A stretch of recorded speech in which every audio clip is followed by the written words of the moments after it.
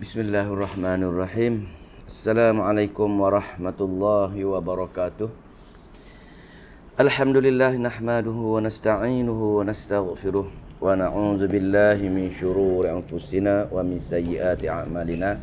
Man yahdihillahu fala mudilla lahu wa man yudlilhu fala hadiya lahu. Asyhadu an la ilaha illallah wahdahu la syarika lahu wa asyhadu anna Muhammadan abduhu wa rasuluh. Allahumma yassir wa la tu'assir wa tammim bil khair. Ya Fattah, ya Fattah, ya Fattah, ya Alim, ya Alim, ya Alim, wa bika nasta'in. Amma ba'd. Alhamdulillah, kita meneruskan pengajian online kita. Pada malam ini sambungan surah yang ke 108, yaitu surah Al-Kautsar. Surah Al-Kautsar. Sebelum ni surah Al-Ma'un. 3 ayat 3 ayat saya cepat habis ni. 3 ayat. InsyaAllah kita cuba ringkaskan. Sebelum tu kita baca dululah. A'udzu billahi minasyaitonir rajim. Bismillahirrahmanirrahim. Inna a'tainakal kautsar fashalli li rabbika wanhar.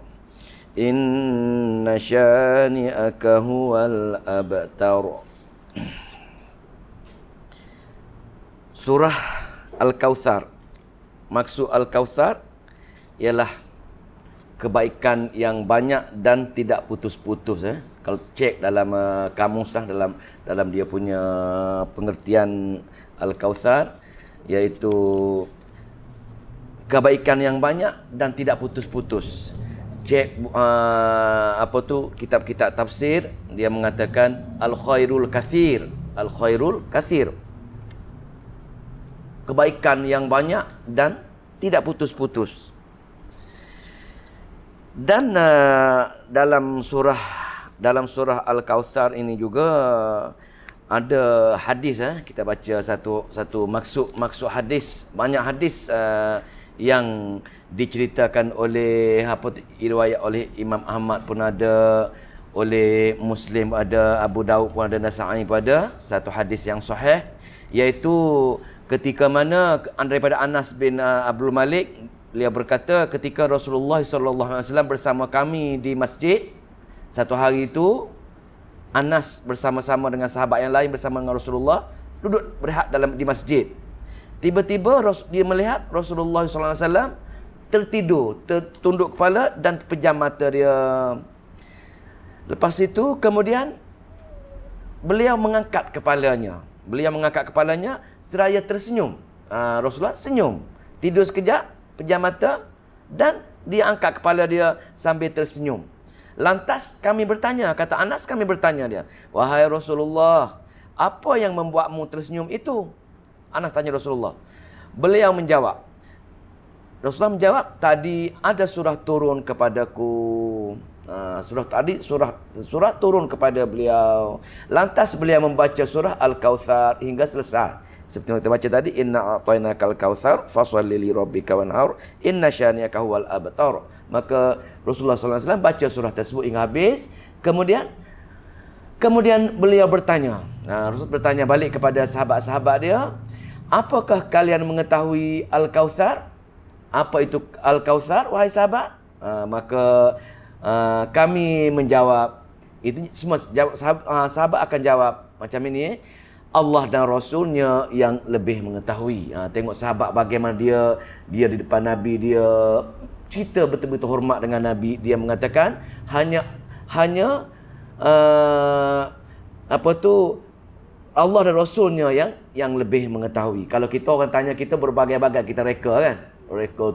Tapi sahabat tak ada. Dia jawab Rasul, Allah dan Rasul lebih mengetahui. Dia jaga tutur kata dia. Maka beliau bersabda, dia senyum terjadi, ia adalah sungai yang dijanjikan Allah untuk diberikan kepadaku. Al-Kautsar ini, kata Rasulullah SAW, satu sungai dalam syurga yang Allah berikan kepada dia. Dalam hadis yang lain, sungai ini lebih manis daripada madu. Dah, lebih lazat, lebih lazat segala-galanya. Sungai tersebut mempunyai banyak kebaikan. Sungai yang akan didatangi oleh umatku untuk meminum airnya kelak pada hari kiamat. Ini pun di sambungan hadis tu, umatku pun akan datang ke hari lain dan telaga di hari kiamat, telaga dia sebelum masuk syurga tadi ada satu perigi Al-Kautsar juga, kenikmatan, kebaikan yang banyak. Untuk meminumnya pada masyar nanti, kita semua ini akan nak pergi meminum air di telaga tersebut. Ni tadi sungai Kautsar, ini telaga Kautsar. Dua perkara. Dalam syurga ada sungai dia dipanggil sungai Al-Kautsar. Sungai kebaikan. Al-Kautsar ni kebaikan yang banyak, tak putus-putus. Dan di pada masyar pun ada tu perigi ataupun kolam ataupun tasik Al-Kautsar nama dia juga, tasik kebaikan juga nama dia. Maka semua kita ini berebut nak pergi minum, berlumut nak pergi minum. Sungai yang akan datangi oleh umatku untuk meminum airnya kelak pada hari kiamat. Dan wadah-wadahnya, maknanya bekas-bekas untuk kita umat minum air tadi, sebanyak jumlah bintang di langit. Tengok, bekas air nak minum tu sebanyak bintang di langit. Kita mampu nak mengira bintang di langit pasal semua umat Muhammad akan nak pergi minum di telaga Kautsar tersebut daripada masyar nanti. Lantas ada seorang hamba dari umatku yang mengalami kesusahan kerana Allah perintahkan mereka halau. Pergi jauh dihalau. Umat-umat yang nak minum air. Dihalang nak pergi minum air walaupun Allah sediakan untuk umat-umat Nabi Muhammad, tapi dihalau oleh malaikat. Maka lantas aku berkata, maka Nabi akan berkata, wahai Tuhanku, sesungguhnya dia termasuk umatku. Tengok Nabi sayangnya semua dengan kita ini. Dia kata, wahai Allah, sesungguhnya dia itu adalah umatku. Kenapa dihalau dia? Maka Allah menjawab, Allah perintahkan mereka menjawab, sesungguhnya kamu tidak mengetahui apa yang dia perbuat sepeninggalanmu. Nak cerita di sini tuan-tuan puan-puan yang dimuliakan Allah, Nabi tak tahu selepas peninggalan dia apa perbuatan kita ini semua. Ulama mengatakan punca kita dihalau untuk minum air di telaga Kautsar ialah kita melakukan perkara-perkara bid'ah. Kita buat apa yang Nabi tak buat. Kita tambah amalan-amalan yang Nabi tak buat. Perkara ini, mana kalau kita mengamalkan sunnah, ikut Nabi buat sebagaimana amalan-amalan yang diterangkan dalam hadis dia, maka insya-Allah kita diterima minum di telaga Kautsar untuk menghilangkan dahaga kita. Dalam syurga minum tak dahaga selama-lamanya. Tapi kita dihalau. Di situ daripada masyar kita akan mengalami kesusahan. Maka nak cerita di sini kita boleh nyatakan tafsir di sini. Salah satu tafsir Kautsar, kebaikan ini, kebaikan ada sungai dalam syurga ataupun ada telaga daripada masyar nanti yang disediakan untuk umat-umat Muhammad yang melakukan sunnah, tidak melakukan perkara-perkara bid'ah dalam kehidupan kita seharian kita. Atas faktor kita belajar Al-Quran, kita belajar hadis-hadis yang sahih, maka amalan-amalan kita sama dengan amalan-amalan yang dibuat oleh Nabi, sama dengan amalan-amalan yang dibuat oleh para sahabat. Itu maka di antara salah satu nama Al-Kautsar. Banyak sekali nama Al-Kautsar, maka itu yang sahih, maka salah satu yang sahih, maka Al-Kautsar di sini pun maksud dia telaga ataupun sungai. Walau bagaimanapun ada juga tafsir-tafsir yang lain, iaitu kebaikan-kebaikan yang besar yang lain dari segi syafaatnya, dari segi kelebihan-kelebihan lainnya. Bahkan ada juga ulama-ulama tafsir mengatakan Al-Kautsar kelebihan besar lagi ialah kelebihan Al-Quran. Pasal kita diberi Al-Quran, kita boleh fahami Al-Quran, beramal dengan Al-Quran, menyebarkan dengan Al-Quran. Itu merupakan kelebihan sebenarnya, kebaikan yang Allah anugerahkan kepada kita sebagai umat Nabi Muhammad, umat akhir zaman. Itu mukadimah dia lah, mukadimah nama Al-Kautsar. Jadi sebenarnya sebelum surah Al-Kautsar, kita dah tengok surah Al-Ma'un. Nak tengok hubung kait Surah Al-Ma'un kita tengok baru ni cerita mengenai kebakhilan manusia. Manusia kerkut, manusia menyintai dunia secara berlebih-lebihan, maka Allah menegur dalam surah Al-Ma'un, iaitu jangan kerkut, jaga hubungan dengan anak yatim, jaga dengan orang miskin, dan jangan lalai leka dalam solat. Jangan lalai, fawailu, dia kata celakalah orang yang solat pasal lalai leka dalam solat dia. Maka itu tak jaga hubungan dengan Allah, tak jaga hubungan sama manusia pasal mereka menyintai dunia. Itu dalam hubung kait dalam surah Al-Ma'un. Dan pada malam ini pula surah Al-Kautsar yang kita tengok sekejap tadi, iaitu memandangkan nikmat yang memandangkan apabila Allah anugerahkan Al-Quran menerusi Nabi kita disampai kepada kita semua, maka dalam Al-Quran tersebut kita belajar, kita beramal dengan dia, ceritakan kepada orang lain, dan ada orang manusia lain sekarang masyarakat akan tidak suka. Zaman Nabi dahulu, Nabi mengajar ayat-ayat Allah kepada semua penduduk Arab ketika itu, orang tak suka. Pasal apa? Bercanggah dengan nafsu dia, bercanggah dengan amalan-amalan dia. Jadi ekoran daripada mereka tak suka dengan ayat-ayat Al-Quran, mereka mula membenci Nabi. Maka di sini Allah nak buat ayat, wahai Nabi, jangan bersedih dengan orang yang membenci kamu bila kamu mengajar Al-Quran, bercanggah dengan nafsu mereka, mereka tidak terima, mereka menghina kamu. Maka ayat Al-Kautsar ialah Allah kata jangan risau, aku bagi banyak kebaikan kepada kamu nanti bila kat mana kamu meneruskan tugas-tugas kamu sebagai Nabi, sebagai Rasul sini. Ini maksud surah ni, surah dipanggil surah tasliyah, pujukan untuk Nabi. Allah nak bagi kenikmatan kebaikan atas dasar Nabi mengajar ayat-ayat Allah. Dan kita sebagai umat pun sama, kebaikan untuk kita juga bila kita belajar Al-Quran, memahami Al-Quran dan menyebarkan Al-Quran, insya-Allah. Maka dia merupakan ayat tasliyah, iaitu kebaikan yang diterima oleh Nabi, kebaikan yang diterima oleh Nabi dan pengikut-pengikut Nabi, termasuk kita semua. Kebaikan kenapa? Kebaikan bila menyampaikan wahyu ataupun menyampaikan Al-Quran. Kebaikan. Allah kata jangan risau. Dia pujuk orang hina, orang tak suka kita ke, dia marah dengan kita mengajar Al-Quran, cerita bab Al-Quran. Allah kata jangan risau. Aku banyak bagi kenikmatan ataupun kebaikan kepada kamu. Ini tema dia. Tema dia Allah nak ceritakan jangan risau. Aku akan bagi kebaikan kepada kamu kalau kamu betul-betul belajar ayat kami, memahami ayat kami dan menyebarkan ayat kami. Tasliyah. Macam Nabi kita juga, sebelum Nabi terima wahyu, sebelum Nabi mula mengajar ayat Al-Quran, masyarakat Arab memandang hebat dengan dia. Nabi lah orang yang paling baik, Nabi lah orang yang paling mulia, Nabi orang yang paling sempurna di tanah Arab. Tak ada orang sempurna Nabi di tanah Arab ketika itu. Tetapi tengok bila Nabi mula terima wahyu, Nabi start mengajar ayat Al-Quran kepada umat dia, bercanggah dengan nafsu manusia, dengan nafsu masyarakat mula menolak dia. Ini Nabi. Dan kita penerus kerja Nabi pun sama konsep dia. Sama konsep dia, pasal kita pasti tidak disukai. Tak percaya?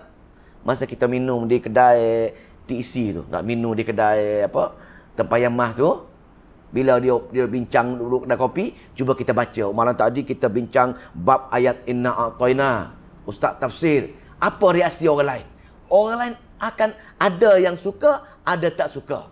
Tapi kalau mereka betul-betul takut dengan Allah, betul-betul sayang dengan Nabi, mereka akan suka. Tetapi kebanyakan tidak suka. Pasal apa? Ganggu ketelitian dia dengan perkara-perkara dunia. Dia sedang syok-syok cerita bab politik, parti A lawan parti B, lawan parti C, B lain pula sedang cerita bab bola, Liverpool lawan lawan Arsenal ke lawan tu pula.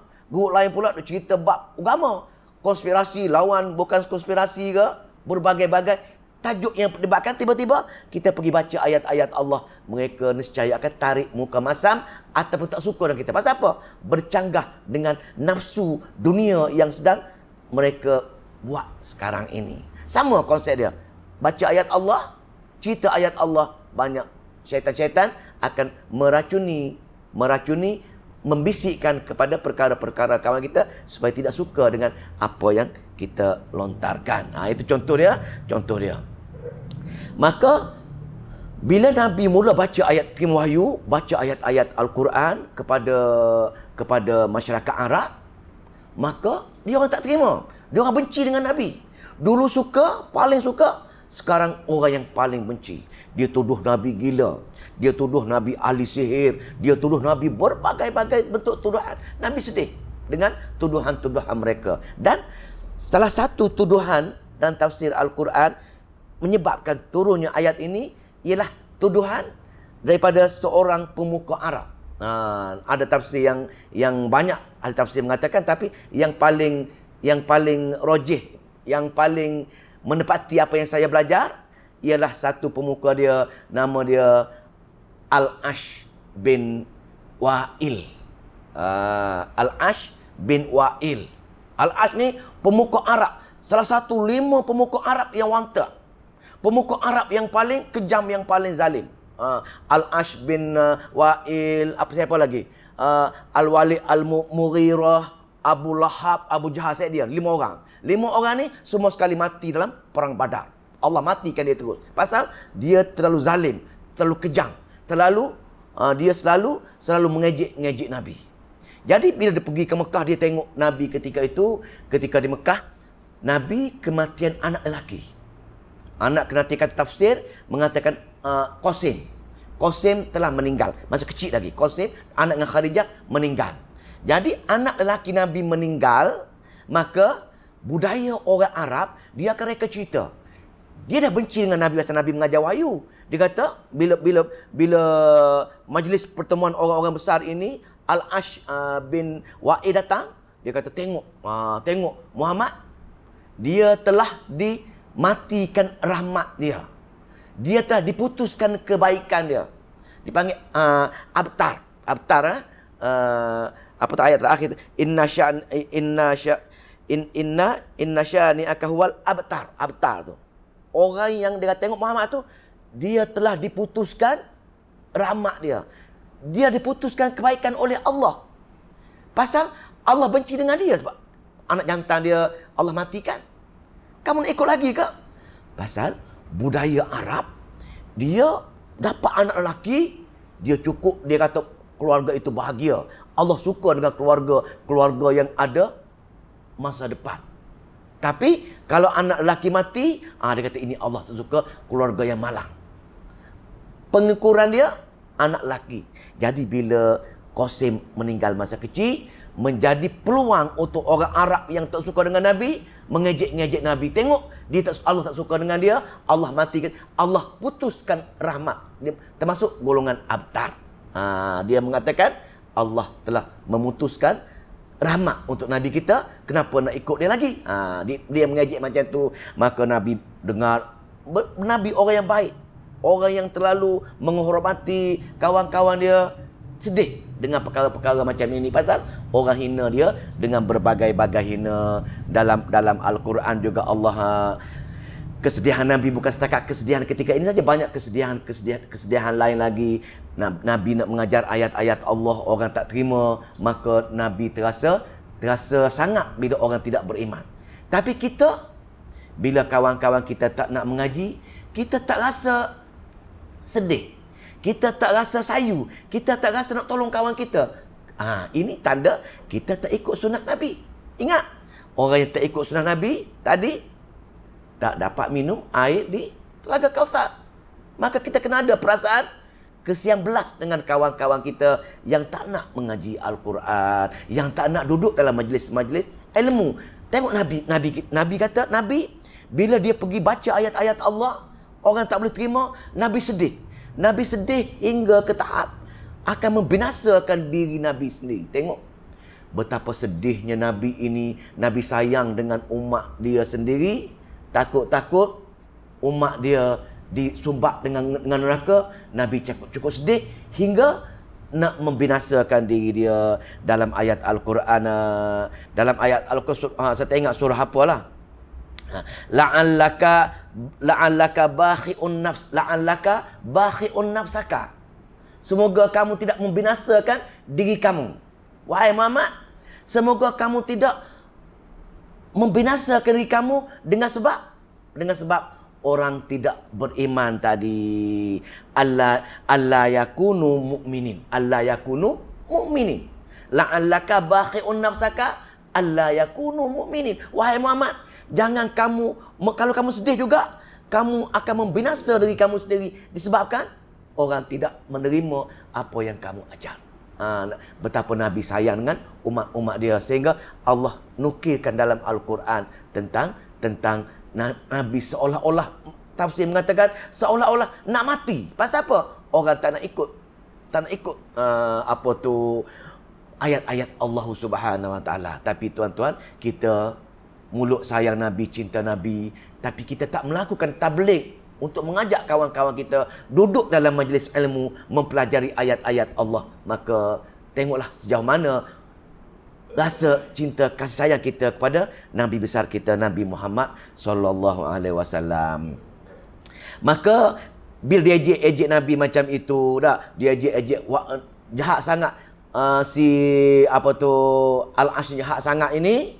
Maka satu hari tu dia pergi dia ambil tulang belulang lembu, tulang-tulang lembu tu, tulang-tulang unta ke, dia ambil, dia pecah-pecah, dia pergi dilempar ke depan Nabi. Dia kata, siapa yang mampu? Kamu kata hari akhirat ada, Allah boleh bangkitkan balik. Bolehkah Allah hidupkan balik tulang-tulang belulang yang dah hancur semacam ini? Allah nukil kisah dia ni dalam surah Yasin dah. Surah Yasin apa ayat tu? Apa ayat ni? Lama tak baca Yasin malam Jumaat ni. Wa daraba lana mathalan wa nasiya khalqah. Qala man yuhyil 'idha? Apa tu? Wa yadhhiru. Ayat tu. Dah. Mereka misalan. Allah memisalkan mereka ini lupa asal usul kejadian mereka, dan Allah memetik. Mereka mengatakan, adakah boleh dibangkitkan semula tulang belulang yang hancur ini? Dalam surah Yasin ada ceritakan, inilah ulama tafsir mengatakan egonya, sombongnya Al-Ash bin Wa'il ini. Sebab tu dia Allah takkan neraka. Jadi bila dia mempermainkan ayat Allah, mengatakan Nabi sebagai abtar, kita pun kalau kita tak sayang dengan Nabi, tak cinta dengan Nabi, takut dikhawatiri Allah tuduh, Allah letak kita golongan-golongan yang lawan ayat-ayat Allah, ataupun tahap hidayah kita mujadilah, melawan, takut mujadalah lawan ayat Allah. Last sekali khatmul qalbi, khatam hati kita, maka kita akan dibiarkan berada dalam kesesatan. Maka begitulah kisah apa tu, degilnya, zalimnya pemuka Arab itu, nama dia Al-Ash bin Wa'il ini. Walau bagaimanapun dia saja kafir, dia saja mati dalam perang Badar, tapi anak-anak dia, cucu dia, orang yang hebat semua sahabat Nabi. Kalau tuan baca sirah dia, anak dia ini, siapa dia? Amr bin Al-Ash, sahabat Nabi. Zaman Umar lantik gubernur. Hebat, ulama yang hebat. Seorang yang ahli tabligh, seorang yang ahli tafsir. Cucu dia, Abdullah bin Amr, seorang yang menghafal, menulis hadis. Selepas Abu Hurairah, dia ni banyak sekali menulis hadis, hebat. Tapi bapa dia dilaknat oleh Allah Subhanahu Wa Taala, tapi anak dia seorang sahabat Nabi yang berjaya radhiyallahu anhum ini, Amr al-As. Maka baru kita pergi kepada yang pelajaran, mendengar kisah ini. Maka bila dia ejek Nabi, dia kata dengan Nabi dengan berbagai-bagai isu kematian, dia mengatakan Allah tarik rahmat, Allah suruh kamu, Allah memutuskan hubungan kamu dengan kematian anak kamu, wahai Muhammad. Maka Nabi sedih, Nabi duka cita. Maka Allah pun hibur Nabi. Ayat pujuk Nabi itu, inna a'tainakal kautsar. Inna, sesungguhnya wahai Muhammad, sesungguhnya kami a'taina, memberikan kepada kamu, apa dia? Al-Kautsar, banyak kebaikan-kebaikan yang tidak putus-putus. Wahai Muhammad, orang tak suka kamu. Wahai Muhammad, orang benci kamu. Wahai Muhammad, orang hina kamu. Tapi jangan risau. Aku, Allah, memberikan kamu a'tainaka Al-Kautsar. Banyak sekali kebaikan-kebaikan yang tidak putus-putus. Sahabat, salah satu kebaikan Nabi iaitu syafaat kubra. Dengan izin Allah, Nabi boleh bagi syafaat kepada kita. Itu di antara kebaikan-kebaikan dia. Sungai Kautsar, Telaga Kautsar, banyak kebaikan. Dan untuk kita semua, kalau kita nak beramal dengan ayat ini, untuk Nabi, banyak Allah bagi kebaikan. Ibrah ataupun pengajaran. Pasal kita bertadabbur ini, kita nak ambil pengajaran dia. Apa dia kebaikan dia yang untuk kita sebagai Kautsar untuk kita? Bagaimana cara nak beramal dengan ayat ni? Pasal ayat ini untuk Nabi, untuk kita. Dalam dakwa tadi, kebaikan-kebaikan yang Allah beri kepada Nabi dan pengikut-pengikut dia. Maka di sini ahli tafsir mengatakan Al-Kautsar juga merupakan Al-Quran. Al-Quran merupakan kebaikan yang paling baik yang Allah turunkan untuk kita semua. Tugas kita baca Al-Quran, faham Al-Quran, beramal dengan Al-Quran dan menyebarkan ayat-ayat Al-Quran. Ini tugas kita saja. Maka sejauh mana kita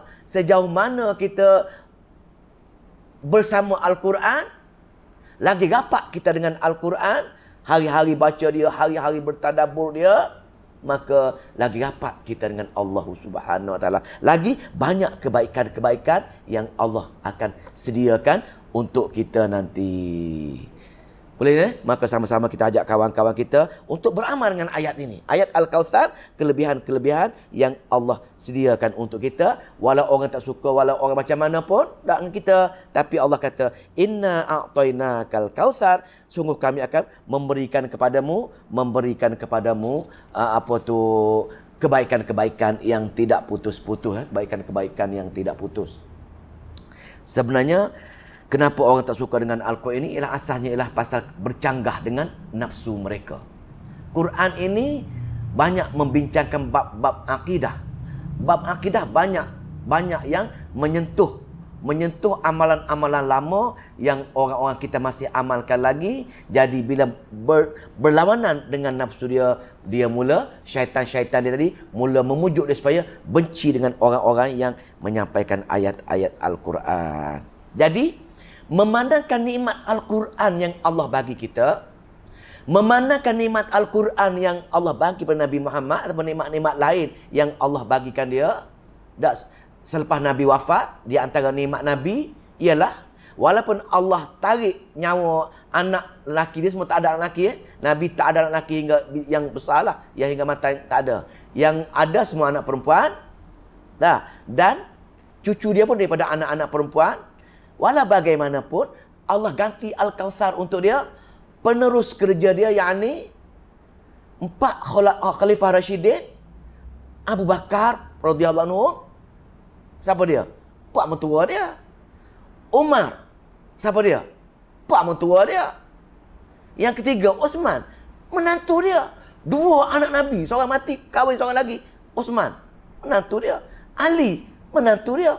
Maka 4 Khulafaur Rasyidin merupakan menantu-menantu Nabi yang meneruskan kerja Nabi. Dan setiap ajaran-ajaran mereka, setiap pentadbiran-pentadbiran mereka akan dapat pada Nabi kesemua sekali. Maka dari segi sahabat pun dapat, menantu dan sebab tua tadi, dan Al-Quran yang Nabi cerita semua kepada umat-umat dia pun semua akan terkumpul dengan Nabi. Maka di sini Nabi berkumpulkan kebaikan daripada tersebut. Maka nak cerita di sini antara hikmah yang kita boleh ambil daripada Allah matikan anak lelaki dan masa kecil lagi ialah kenapa? Di antara hikmah ahli tafsir mengata, dikhawatiri takut masyarakat Arab bila Nabi wafat, mereka menganggap anak Nabi sebagai Nabi yang kedua.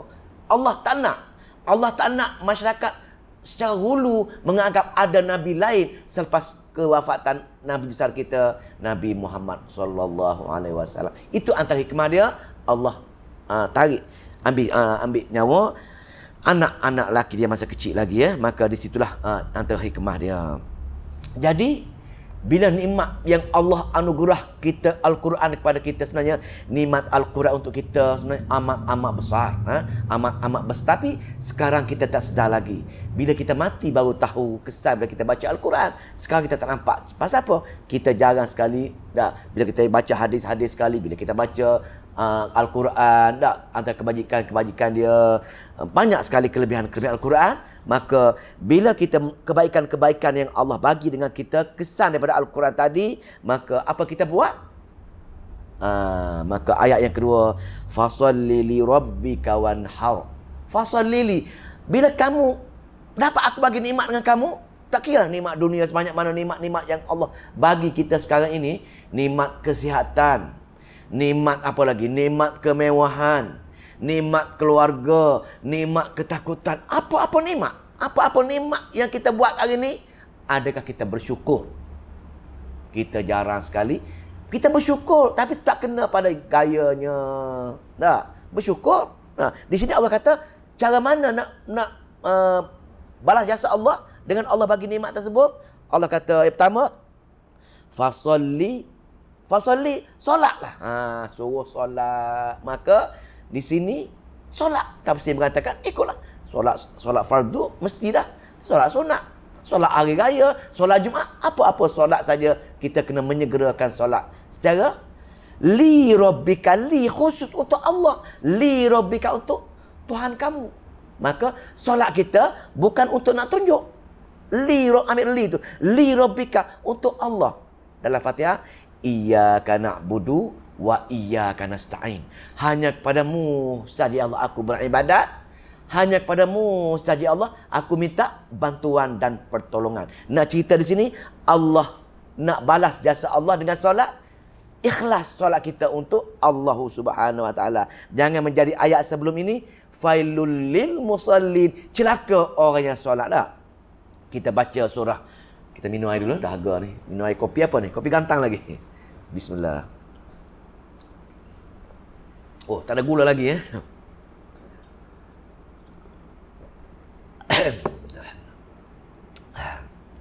Fasalli. Jangan ayat sebelum ni lah. Apa tu? Fawailul lil musallin, celakalah orang yang solat. Kita dah urai dulu. Apa ciri-ciri yang Allah katakan celaka dalam solat? Sini fasalli, cara mana supaya dia tak jadi celaka? Li rabbika. Sembahyang kita khusus untuk Allah, betul-betul ikhlas, jangan lalai leka. Atas faktulah bila kita solat, kita kena faham setiap apa yang kita bermunajat dengan Allah. Bismillahirrahmanirrahim. Nak baca Fatihah tak? Dengan berkat nama Allah yang Maha Murah, Maha Penyayang. Alhamdulillah, segala puji bagi Allah yang buat aku, yang jaga aku. Ar-Rahmanir-Rahim, segala Maha Pengasih dan Maha Penyayang. Maliki Yaumiddin, dialah raja pada hari kemudian. Maliki iyyaka na'budu wa iyyaka nasta'in, hanya dia aku sembah, hanya dia aku minta tolong. Maliki iyyaka na'budu ihdinas siratal mustaqim, ya Allah bagi aku jalan lurus. Bila kita kena faham macam itu, baru kita tak lalai leka, baru kita sedang bercakap dengan Allah, baru kita bermunajat dengan Allah, barulah fasalli li rabbika, solat kamu untuk Tuhan kamu saja. Itu dengan Allah. Yang kedua, wanhar, maka berkorbanlah, sembelihlah untuk kenapa ni? Kenapa tiba-tiba disuruh berkorban? Nak jaga hubungan dengan manusia, nak jadi ahli syurga, nak balas jasa Allah. Dua perkara yang Allah tekankan. Yang pertama, jaga hubungan dengan Allah dengan cara solat yang ikhlas untuk Allah tadi. Yang kedua, wanhar, maknanya wanhar ini berkorban untuk Allah juga. Sebab tu setengah ahli tafsir dibaca ayat ini, dia kata semayang Aidil Adha, lepas Aidil Adha dia berkorban. Itu sebahagian kata juga ahli tafsir. Walau bagaimanapun, sebahagian besar tafsir lain mengatakan semua jenis solat dan juga berkorban ini tanda kita mensyukuri nikmat yang Allah beri kita dengan cara bagi ke jalan Allah balik dengan menolong masyarakat kita. Dua perkara, jaga hubungan dengan Allah, jaga hubungan dengan manusia, barulah berjaya kehidupan kita untuk pergi menemui Allah di hari akhirat. Kadang-kadang kita dapat rezeki mewah, dapat gaji besar ataupun dia bernikmat yang besar, kadang-kadang kita bersyukur. Bersyukur tak kena pada tempatnya. Bila dapat kemewahan, kita pun mulalah buat yang satu bab tu dia enjoy dengan tempat lain, satu bab lain. Yang kata ingat dengan Allah sikit tu, kononnya dia mulalah buat kenduri besar-besaran. Tak salah kenduri tersebut, tapi yang menjadi kesalahan takut dalam kenduri dia tadi, dia lalai leka dengan melewatkan solat ataupun tidak solat, ataupun ada niat-niat nak menuju perkara-perkara lain. Perkara tu kena jaga, kena jaga perkara itu. Bersyukur itu sepatutnya tanda kenikmatan li rabbika wanhar li rabbika juga sama-sama.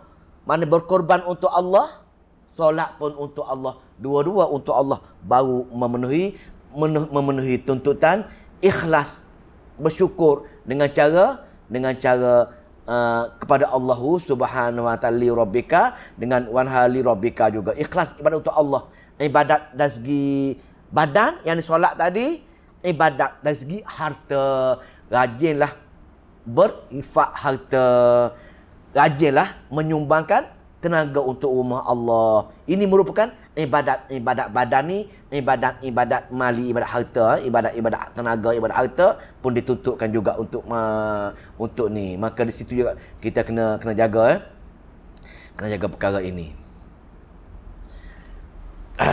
Itu merupakan dua perkara, iaitu tanda kesyukuran kepada Allah Subhanahu wa taala, tanda kesyukuran bila Allah anugerahkan kebaikan yang tidak terhingga kepada kita ini, maka kita kena menyegerakan solat, ikhlas untuk dia, dan membuat sembelihan korban ataupun infak perkara-perkara lain untuk jaga hubungan dengan manusia. Jangan sedang hari-hari duduk mengira-ngira harta kita, sebagaimana ayat yang kita belajar dulu. Ayat apa? Wailul likulli humazatil lumazah. Celakalah orang yang pengumpat kencela dah. Pasal apa? Pasal yahsabu annama lahu akhladah. Tiap-tiap hari duk kira harta saja. Dia sayang nak berkorban lembu untuk musim perayaan. Kalau nak korban pun, dia cari lembu yang paling kurus. Orang cari lembu yang 700 satu bahagian ataupun 800 satu bahagian. Dia cari ada tak ada bahagian yang 300,5. Dia cari lembu yang paling kecil sekali. Pasal apa? Dia kedekut, bakhil dengan Allah Subhanahu wa taala. Sedangkan kalau dia kumpul duit sebulan RM100 pun, setahun dah jadi 1,200. Boleh cari lembu yang besar dah. Lembu yang harga 9,000, 10,000 seekor dah. Tapi pasal apa? Pasal kita ni hanya tiap-tiap hari, tiap-tiap malam, bagaimana cara nak meningkatkan harta dunia kita ini. Pasal yahsabu annama lahu akhladah. Maka mereka sibuk hari-hari mengira harta mereka untuk mengekalkan harta mereka. Pasal apa? Pasal mereka mengatakan dengan kumpul harta tersebut mereka boleh berjaya atas dunia ini. Itu punya maka dalam ayat Al-Ma'un ni Allah bantai golongan-golongan ini, golongan-golongan yang mencintai dunia secara hulu ini. Maka kena ingat, maka nak balas dua perkara, jaga hubungan dengan Allah, jaga hubungan dengan manusia. Kalau buat satu saja tempang, buat satu saja kita tak memenuhi sunnah, tak memenuhi sunnah, tak mampu minum air telaga Kautsar, tak mampu sebagai umat Nabi. Pasal apa? Pasal kita benci dengan sunnah, tak mengikut sunnah. Atas itulah kita mengaji sunnah, tapi amat bakhil bab korban, bab derma, bab infak. Nabi pernah berkorban 100 ekor unta. Cuba bayangkan, 100 ekor unta di mana? 100 ekor sebut 63 unta Nabi yang sembelih sendiri. Lebih tu disuruh Ali yang sembelih. Tengok. Batu Nabi, kadang-kadang Nabi miskin, kadang-kadang Nabi kaya. Kenapa Nabi miskin? Pasal harta-harta dia tak masuk dalam dada dia. Semua harta dia bagi untuk sahabat-sahabat dia yang perlu. Segala harta ghanimah, segala harta faid perang tadi, ghanimah, harta faid perang tadi, maka Nabi banyak dapat. Nabi banyak dapat, Nabi terus bagi kepada untuk jalan Allah. Tapi kita bakhil dan kedekut. Tak nak ikut contoh Nabi. Mulut sunnah, sayang Nabi, cinta Nabi. Tapi infak kita hanya amat-amat kedekut. Sedangkan dalam Al-Quran, Allah kata, aku tidak akan rugikan kamu. Dengan sebab kamu infak, kamu tidak akan menjadi miskin. Bahkan dalam ayat Al-Quran, Allah akan tambahkan hingga 700 kali ganda daripada apa harta yang kita infak. Tapi kita tak yakin dengan perkara ini, tak yakin. Tak yakin. Jadi bila kita beramal dengan ayat-ayat macam ini, kita kena yakin Allah kata nak balas jasa dia, fasalli li rabbika wanhar. Dan ayat terakhir, ayat setengah dulu habis Isya. Bismillah. Minum dulu. Minum kopi hilang mengantuk. Ini ustaz tak mengantuk. Si mendengar mengantuk ya.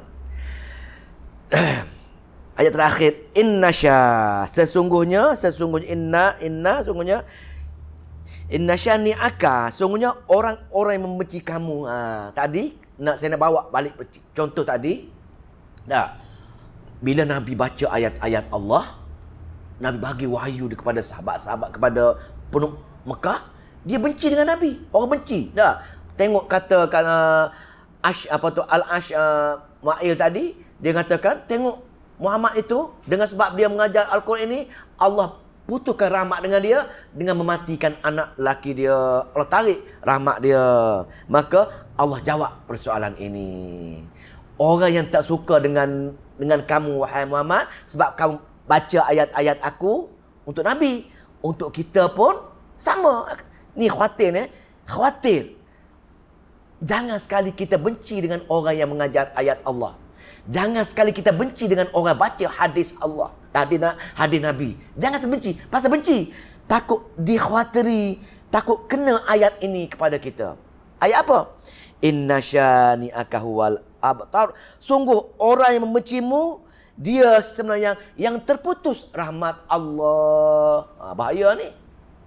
Kita orang Jumaat tabligh datang jumpa kita, tutup pintu kita, tutup pintu dia. Terisau, takut terputus rahmat. Dia datang rumah kita, nak ajak kita pergi masjid surau. Tiba-tiba kita benci, tutup pintu dia.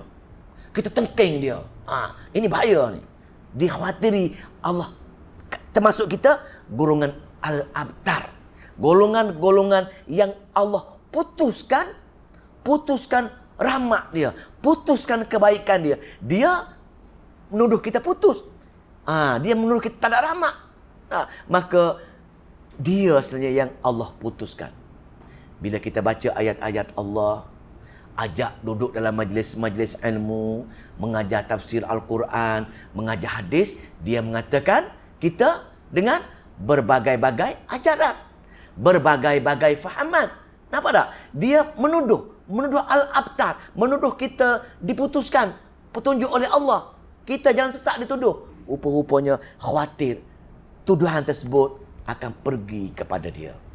Jangan sekali-kali kita menuduh, membenci orang yang menyeru ke jalan Allah, walaupun siapa dia. Walaupun dia tak pandai. Kalau dia mengajak kita ke jalan Allah, dia baca ayat-ayat Allah, dia baca hadis, jangan kita tak suka dengan dia. Jangan kita mengatakan dia sesat, jangan mengatakan dia tak betul. Pasal apa? Takut-takut kita, Allah kata kita ini sebenarnya al-abtar, bukan dia yang al-abtar. Maka di sini Allah kata ayat terakhir dia, inna syani'aka huwal abtar. Sesungguhnya orang yang membenci kamu, wahai Muhammad. Contoh ayat ini turunkan untuk setengah ahli tafsir mengatakan untuk Al-Ash bin Wa'il tadi, sebenarnya dia itulah yang Allah putuskan rahmat kebaikan dia, tarik rahmat kebaikan dia. Pasal apa? Pasal dia tak suka dengan Nabi. Jadi tuan-tuan, puan-puan, jangan sekali-kali kita mempermainkan sunnah.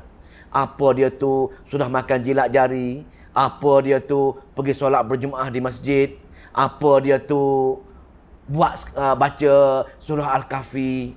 Dia menghina kita beramal dengan sunnah.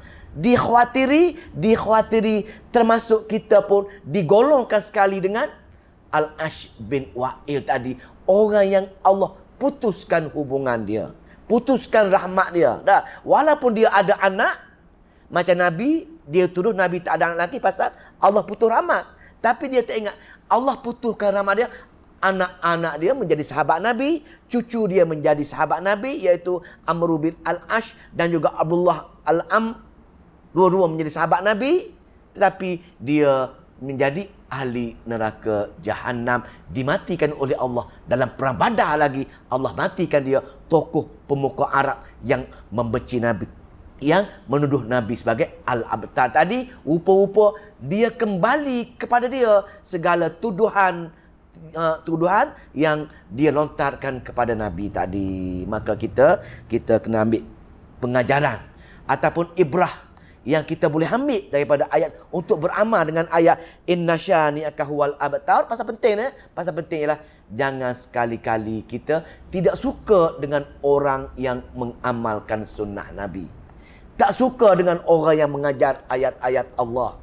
Tak suka dengan orang yang membuat perkara-perkara kebaikan yang menyamai dengan Al-Quran dan Sunnah. Jangan sekali-kali kita membenci dia. Pasal apa? Kalau kita membenci dia, dikhawatiri kita termasuk golongan orang yang Allah tarik nikmat dia. Sebagaimana kata-kata tafsir Al-Quran, dia mengatakan beliau ialah Al-Ash bin Wa'il tadi. Allah tarik dia neraka Jahannam, anak-anak dia menjadi sahabat Nabi. Kita khawatir semoga Allah pilih kita, keluarga-keluarga kita termasuk golongan orang yang beramal dengan Al-Quran dan Sunnah, belajar Al-Quran, beramal dengan Al-Quran, dan cuba menyebarkan ayat-ayat Allah. Dan hari-hari kita menjadi Al-Quran sebagai teman, sebagai kawan kita. Pasal apa? Pasal dalam banyak saya baca kitab tafsir, kitab tafsir mengatakan, Al-Tafsir mengatakan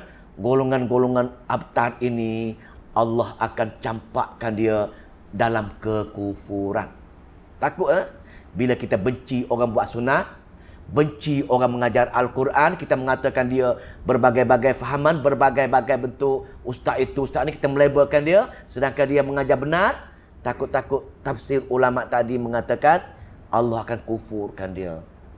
Allah takut sangat perkara-perkara ini. Pasal Allah yang boleh gerakkan hati kita. Kita mesti ada perasaan sayang sangat dengan Nabi kita. Sayang Nabi kita cara mana atasnya? Buat apa-apa amalan-amalan yang dibuat oleh Nabi. Contoh yang sering saya pesan dengan setiap majlis ilmu, rajin baca Al-Quran, datang solat berjemaah di Masjid Surau. Ketika bukan Covid lah, pasal kena ikut perintah. Lepas Covid ini kita kena datang balik Masjid Surau. Sekarang ni dibuat giliran, kita ikut giliran tersebut. Kemudian apa lagi sunnah dia yang biasa-biasa perlu buat? Zikir selepas solat kena jaga. Zikir pagi kita kena buat. Zikir petang kita kena buat. Zikir nak tidur kita kena buat. Ini merupakan amalan-amalan Nabi. Kalau kita buat perkara-perkara ini, tak suka perkara-perkara ini, dikhawatiri kita tak suka dengan sunnah Nabi.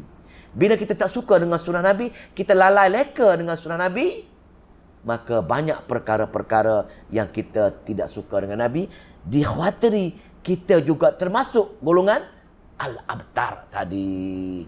Nak pergi di Padang Mahsyar, nak pergi minum air di Telaga Kausar, malaikat akan halau kita.